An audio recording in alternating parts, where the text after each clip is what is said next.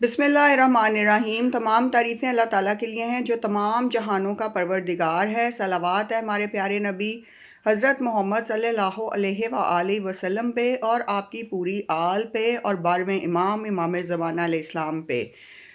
आज की वीडियो में व्यूअर्स मैं आपको बताऊंगी कि गफलत क्या है, कसवत किसे कहते हैं। दिलों का स्याह हो जाना गफलत कहलाता है और दिलों का सख्त और पत्थर हो जाना कसवत कहलाता है। पहला असर गफलत का जो है वो इंसान के दिल पर ये होता है कि अल्लाह के ज़िक्र में कोताही हो जाती है, इबादत में कोताही हो जाती है, परहेज़गार इंसान नहीं रहता, इबादत के लिए ज़ौक़ व शौक़ में कमी आ जाती है और अल्लाह की तरफ रजू में कमी आ जाती है।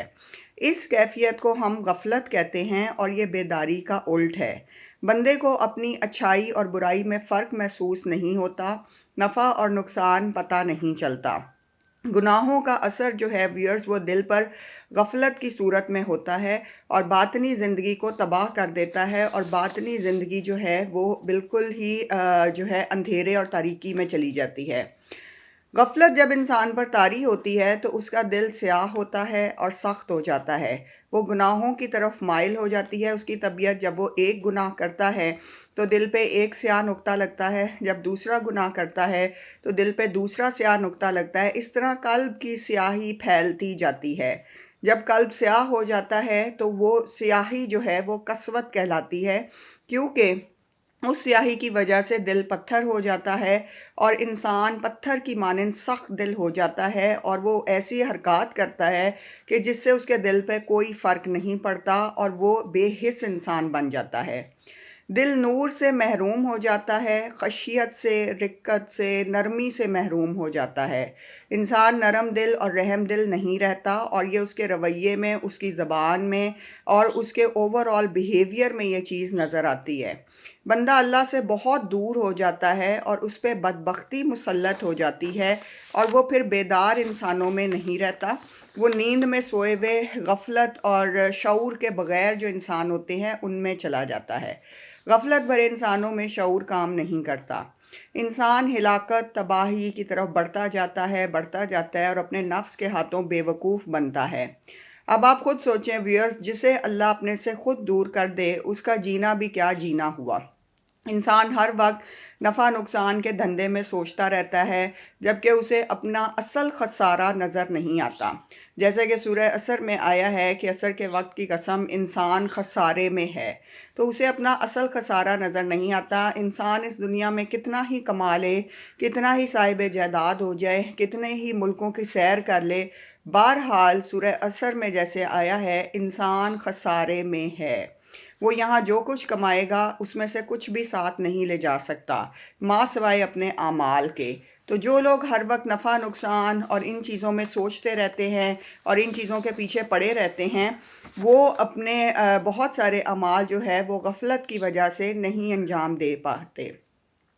रसूल पाक सल्लल्लाहु अलैहि वसल्लम का फरमान है कि एक ज़माना ऐसा भी आएगा कि जब ईमान जंगलों और गारों में निकल जाओगे तो बचेगा।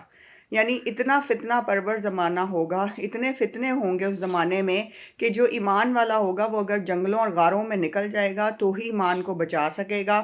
तन्हाई और खलवत इख्तियार करनी पड़ जाएगी। इतनी ज़्यादा इंसानों की मजबूरी बन जाएगी ईमान वाले इंसानों की कि उनका जीना, उनका दूसरे लोगों के साथ मिलजुल के रहना दो भर हो जाएगा। और अब का जो दौर है, जिस दौर में हम जी रहे हैं, ये लगता है कि ऐसे दौर की इब्तिदा अब हो चुकी है, क्योंकि लोग गफलत की तरफ भागे जा रहे हैं। बेदारी नाम को नहीं है, ईमान की कमी होती जा रही है, तवक्कल नहीं रहा है, सब्र नहीं रहा है, बर्दाश्त नहीं है।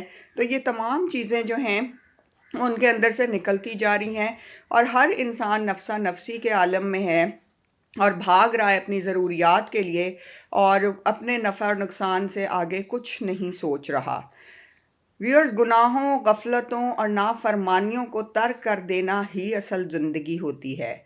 दिल में नूर नेक अमल करने से आता है, चेहरे पर रौनक आती है और बदन में क़ुव्वत आती है।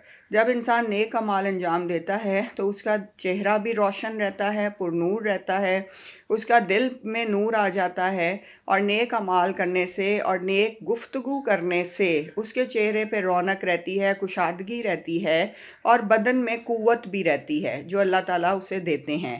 جب انسان گناہوں کی زندگی گزارتا ہے، گناہوں کی طرف مائل رہتا ہے، کبیرہ اور صغیرہ گناہوں میں لگا رہتا ہے، تو اس کے دل میں سیاہی آتی ہے، چہرے پر سیاہی آ جاتی ہے، بے رونقی ہوتی ہے، بدن میں ہر وقت تھکاوٹ اور نکاہت محسوس ہوتی ہے، اور چہرے پہ خشکی آ جاتی ہے۔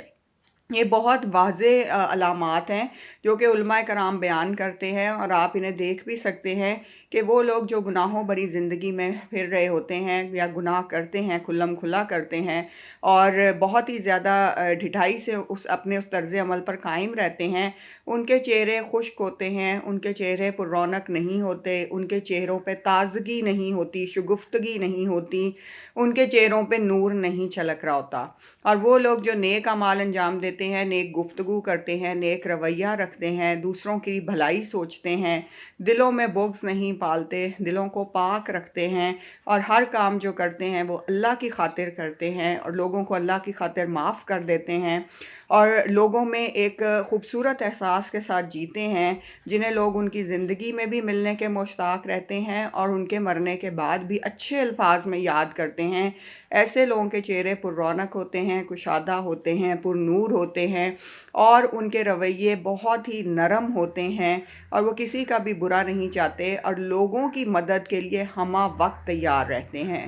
تو اللہ تعالیٰ ہمارے دلوں کو غفلت سے اور قسوت سے بچائے، اور ہمارے دلوں کو رحم دل اور نرم دل بنائے، تاکہ ہم زیادہ سے زیادہ مخلوق کی خدمت کر سکیں، اور جو جو اپنی استطاعت میں ہے وہ اللہ کے حکم سے ہم وہ اعمال کر جائیں اس دنیا میں، تاکہ جاتے ہوئے ہمارے پاس ہمارے نیک اعمال ضرور ہوں۔ اللہ تعالیٰ ہم سب کو صبر دے، ہم سب کے علم میں اضافہ فرمائے، اور ہم سب کے گھروں میں برکتیں نازل فرمائے۔ آمین۔